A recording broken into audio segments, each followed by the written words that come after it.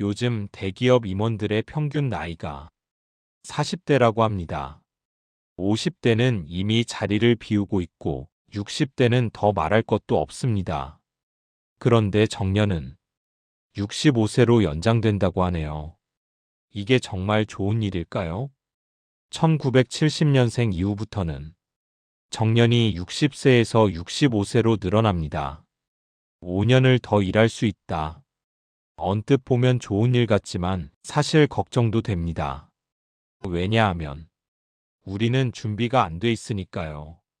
작년에 100세가 되신 분들이 2,568명이나 된다고 합니다. 이제 100세는 특별한 나이가 아닙니다. 그런데 생각해 보세요. 100세까지 산다면 돈이 얼마나 필요할까요? 국민연금, 퇴직연금, 개인연금.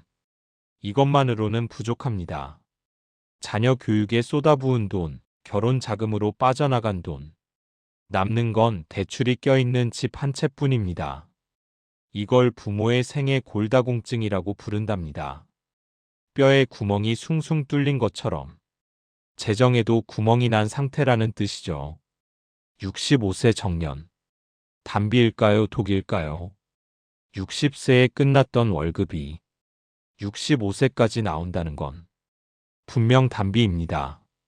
매달 들어오는 월급이 있으니 생계가 유지되니까요. 하지만 걱정도 있습니다. 첫째, 체력이 예전 같지 않습니다.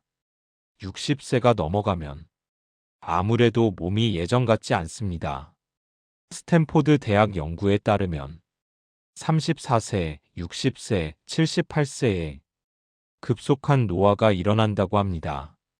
특히 60세는 몸의 큰 변곡점입니다. 둘째, 새로운 기술을 따라가기 어렵습니다. 챗GPT, 클로드, 미드저니 이런 생성형 AI를 50대, 60대가 얼마나 잘 쓸 수 있을까요? 솔직히 말하면 쉽지 않습니다. 젊은 사람들은 피부처럼 쓰는데 우리는 하나하나 배워야 하니까요. 셋째, 마음이 불편해질 수 있습니다.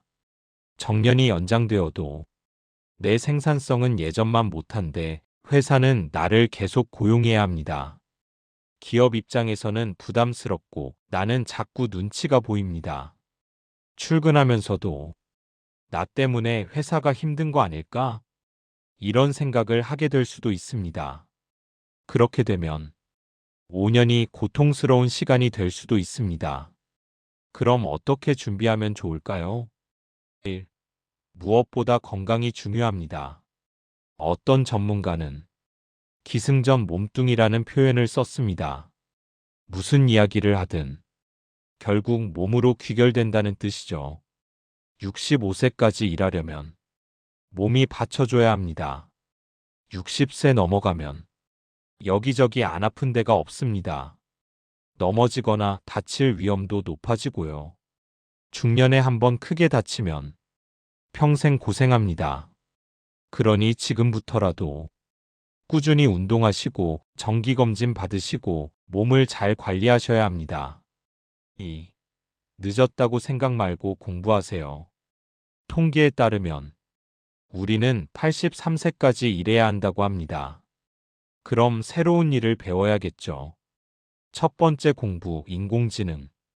20세기는 글을 아는 사람과 모르는 사람의 차이가 컸습니다. 문맹이면 살기 어려웠죠. 21세기는 AI를 쓸 수 있는 사람과 못 쓰는 사람의 차이가 그만큼 큽니다.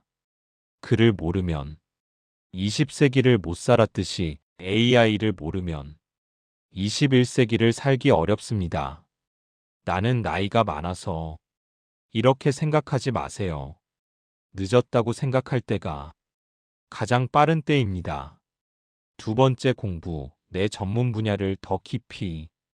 요즘 경력직을 뽑는 회사가 늘고 있습니다. 좋은 소식이죠. 하지만 과거 경력만으로는 부족합니다. 그 분야의 최신 트렌드, 새로운 기술, 변화된 방식을 알고 있어야 합니다. 계속 배우고 업데이트하는 사람만이 경력직으로 인정받을 수 있습니다. 세 번째 공부, 전혀 다른 것에 도전해 보세요. 내가 아는 것만으로는 새로운 기회를 볼 수 없습니다. 전혀 다른 분야를 배우면 새로운 세계가 열립니다. 그리고 이건 나의 즐거움이 될 수도 있습니다. 내 기쁨이 없으면 다른 사람의 기쁨을 견디기 어렵습니다. 일만 하면 지칩니다. 나를 위한 즐거운 공부 하나쯤은 있어야 하지 않을까요? 3. 낯선 사람을 만나보세요. 혼자가 제일 편해요. 많은 분들이 이렇게 말씀하십니다. 물론 이해합니다. 하지만 혼자로는 나를 제대로 볼 수 없습니다. 익숙한 친구들은 내가 슬리퍼 신고 나가도 신경 안 씁니다. 하지만 낯선 사람은 다릅니다. 왜 공식 자리에 슬리퍼를 신고 왔지? 이렇게 생각하죠. 낯선 사람이 나를 객관적으로 보게 해줍니다. 새로운 사람을 만나면 새로운 생각을 접하게 됩니다. 이런 것들이 나를 변화시킵니다. 어떤 전문가는 이렇게 말했습니다. 나를 고칠 수 있는 방법은 익숙한 사람이 아니라 낯선 사람입니다. 4. 돈 관리 방식을 바꾸세요. 정년이 65세로 늘어났다는 건 60세부터 65세까지 5년치 돈을 따로 준비해야 한다는 뜻입니다. 그냥 5년이 늘어난 게 아니라 새로운 5년이 추가된 겁니다. 그리고 65세 이후에는 의료비가 급증합니다. 60세 때보다 65세 넘어가면 더 자주 아픕니다. 병원 갈 일도 많아지고 약값도 늘어납니다. 의료비 비중을 다시 계산하셔야 합니다. 그리고 자녀 문제도 있습니다. 부모가 65세까지 일하면 자녀의 결혼 시기도 독립 시기도 늦어질 수 있습니다. 우리 집에서 조금 더 오래 있겠구나. 이것도 미리 생각해 두시는 게 좋습니다.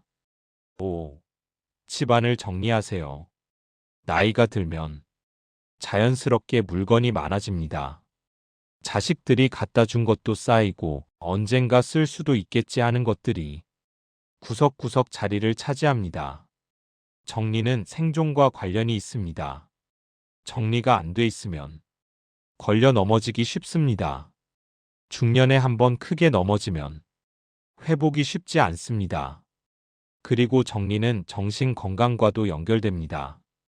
집이 엉망이면 마음도 자주 어지럽습니다. 3년 이상 안 쓴 물건은 과감히 정리하세요. 언젠가 입을 수도 있어. 이런 생각은 그냥 버리지 못하는 핑계일 뿐입니다. 과감하게 정리하시면 공간도 넓어지고 마음도 가벼워집니다. 정년 연장은 누군가에게는 기회이고 누군가에게는 위기입니다. 준비하는 사람에게는 기회가 되고 준비 없이 맞이하면 위기가 됩니다. 지금부터라도 준비하시면 됩니다. 65세는 끝이 아니라 중간입니다. 100세까지 산다면 아직 35년이나 남았습니다. 지금 준비하는 사람만이 그 답을 만들어갈 수 있습니다. 늦었다고 생각하지 마세요. 지금이 가장 빠른 시작입니다.